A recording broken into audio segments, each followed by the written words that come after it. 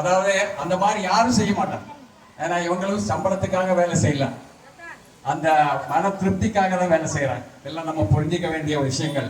ஏன்னா நம்ம வரும்போது பறந்து விழும்போது எதுவுமே கொண்டு வரல. யாராவது கொண்டு வந்தீங்களா?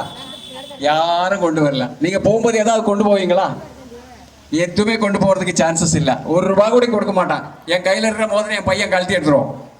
ஐயோ அப்பா மோதிரம், அதுக்காக தான் ஃபர்ஸ்ட் உட்காந்துருவோம், அதை கழட்டி எடுத்துருவோம் இல்லையா? இதுதான் இருக்கிறது. ஏன்னா நம்ம எதுவும் கொண்டு வர்றதில்ல, எதுவும் கொண்டு போக போறதில்ல. அந்த இடையில இருக்கிற டைம்ல என்ன செய்ய முடியுமோ அதுதான். ஏன்னா இவங்களை ஒரு 10-20 வருஷத்துக்கு மேல எனக்கு தெரியும். என்னோட பேக்கரி காலத்துல இருந்து டீ கடை முன்னாடி, பேக்கரி முன்னாடி எல்லாம் ஆளுங்க இருக்கும்போது ஃபோன் பண்ணி அப்படியே வண்டியில கொண்டு போற ஒரு காலத்துல இருந்து எனக்கு தெரியும். இவங்க மட்டும் இல்ல, இவங்களோட டீம் இருக்கு, எல்லாருமே என்ன தெரியும். அப்படிதான் நிறைய பேரை நிறைய ஹோம்ல சேர்த்திருக்கேன். இது மாதிரி ஹெல்ப் பண்றவங்க நம்ம கூட்டத்துல நிறைய பேர் இருக்கு.